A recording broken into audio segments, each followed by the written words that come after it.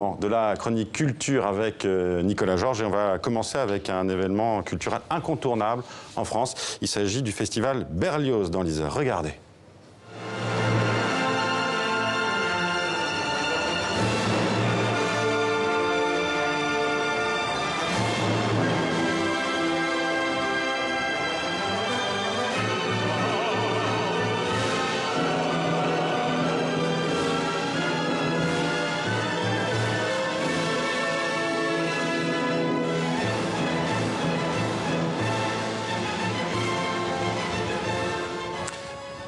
Bonsoir Nicolas. Bonsoir Marion.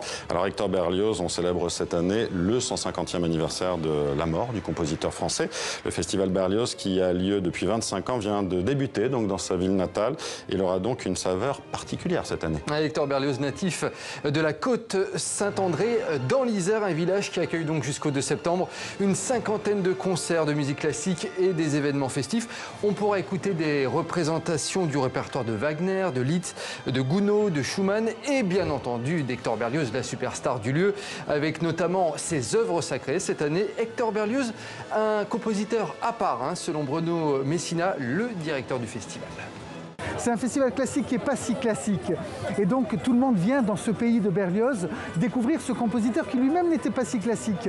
Parce qu'il n'a jamais eu d'éducation musicale, il n'est pas allé au conservatoire. C'est un garçon qui a été éduqué dans la campagne jusqu'à ses 18 ans et puis qui monte à Paris et qui va avoir la carrière que l'on sait. C'est le grand compositeur romantique français. Vous savez, il y a une trinité romantique. Il y a Victor Hugo pour la littérature, il y a Delacroix pour la peinture, il y a Berlioz pour la musique. Il y a 3 œuvres aussi. Il y a la Symphonie fantastique en 1830, il y a Hernani de Victor Hugo et puis il y a La liberté guidant le peuple. Et cet événement a débuté ce samedi avec la reconstitution, vous allez le voir, d'un village dauphinois du 19e siècle, comme au temps de Berlioz, donc au programme des démonstrations de métiers anciens, de la musique bien entendu, et des danses folkloriques. Le festival Berlioz, c'est jusqu'au 2 septembre à la côte Saint-André et dans certaines villes alentours, dans l'Isère. Et on va rester dans la région, à quelques kilomètres de là, Nicolas, et avec toujours de la musique classique. Alors Marion, quel est l'endroit le plus insolite où vous avez assisté à un concert dans votre vie? Oula, je ne m'en souviens plus vraiment, Nicolas. Je dirais que c'était peut-être en Sicile, à côté d'un volcan. Ah bah là, je vous emmène pas sur un volcan, mais sur l'eau, et oui, sur l'eau, pour assister là aussi à un concert de musique classique. Les musiciens sont tout simplement au milieu d'un lac. Regardez ce que ça donne.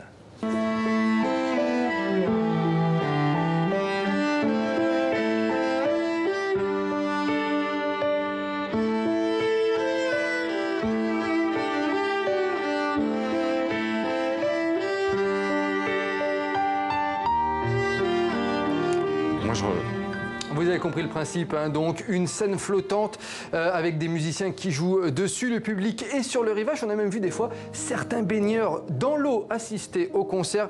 Ils se produisent comme ça donc de lac en lac à travers la France et la Belgique. Regardez ce reportage d'Aurélien Casanova et Valérie Bourg à Embrun dans les Hautes-Alpes.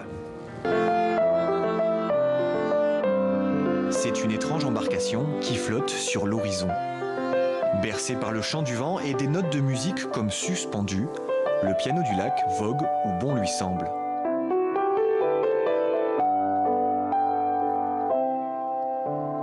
De temps en temps, on est dans des lacs de plaine. On a une certaine sensibilité qui est liée comme ça au côté un peu rural. Et puis après, on se retrouve dans la haute montagne. On est observé par des cimes vertigineuses.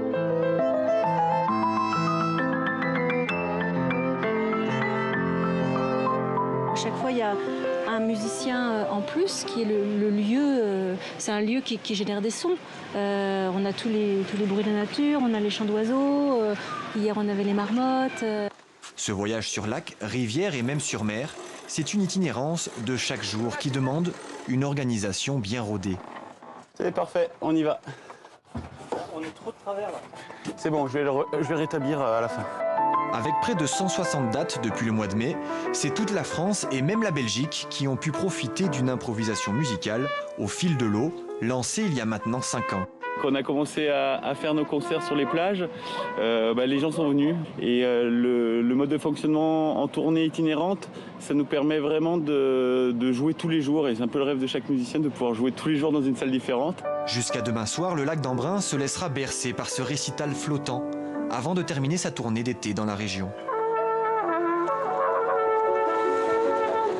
Et justement, encore quelques dates jusqu'au 1er septembre dans le sud-est de la France et après ils iront jusqu'au début octobre en Espagne. Merci Nicolas, Merci à Marion. bientôt. À bientôt.